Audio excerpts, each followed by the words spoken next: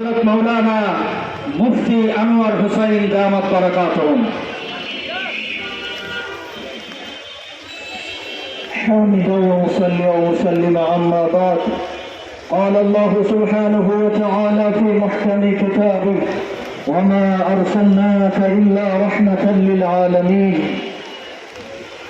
সম্মানিত উপস্থিতি আল্লাহ রাব্বুল আলামিন কোরআনে হাকিমের মধ্যে ঘোষণা করেছেন হে রাসূল আমি আপনাকে तमाम আলমের জন্য রহমত স্বরূপ প্রেরণ করেছি। আল্লাহ রাসূল মুসলমানদের জন্য যেরকম রহমত, কাফের বেদিন ইহুদি খ্রিস্টান হিন্দু সমস্ত তাগুতি শক্তির জন্য আল্লাহ রাসূল রহমত। আল্লাহ পাক বলেছেন হে রাসূল আমি আপনাকে तमाम আলমের জন্য বিশ্ব জাহানের জন্য রহমত স্বরূপ প্রেরণ করেছি। আল্লাহর রাসূলের রহমতে আমরা বেঁচে আছি। আল্লাহ রাসূল তিনটা দোয়া করেছিলেন, হে আল্লাহ আয় রব্বুল আলামিন আমার উম্মতকে এমন কোন আযাব দিয়েন না, এমন কোন মহামারী দিয়েন না যে মহামারীতে সবাই একসাথে ধ্বংস হয়ে যায়। আল্লাহ রাসূলের এই দোয়া কবুল হয়েছিল।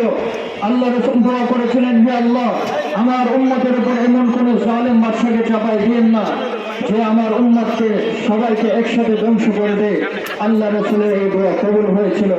আল্লাহ রাসূলকে আমরা দিল ও জান দিয়ে মহব্বত করি, ঠিক কিনা? আল্লাহ রাসূলের জন্য আমরা সবাই জান দিতে প্রস্তুত আছি তো ইনশাআল্লাহ। আল্লাহ রাসূলের জামানায় ওলীদ ইবনে মুগীরা আল্লাহ রাসূলের সাথে কটূক্তি করেছিল, আল্লাহ রাসূলের সাথে মুস্তাকি করেছিল। তো আল্লাহ রাসূল বলেছিলেন হে ওলীদ তুমি তোমার পিতার হালাল সন্তান নয়। ওলীদ ইবনে মুগীরা তার মার কাছে যে জিজ্ঞাসা করেছিল তুমি বলো যে আমি আমার পিতার হালাল সন্তান কিনা, তখন তার মা বলেছিল না তুমি তোমার পিতার হালাল সন্তান নয়। তখন এই হাদিস থেকে প্রমাণ কিয়ামত পর্যন্ত যারা আল্লাহ রাসূলকে নিয়ে কটূক্তি করবে কোন মানুষ কেউ এরকম হালাল সন্তান নয়। যারাই আল্লাহ রাসূলকে নিয়ে কটূক্তি করবে তারা প্রত্যেকেই জারদ সন্তান, ঠিক কিনা? আল্লাহ রাসূলকে মহব্বত করার আমাদের আল্লাহ পাক সবাইকে তৌফিক দান করেন। আমিন। আলহামদুলিল্লাহি রাব্বিল আলামিন।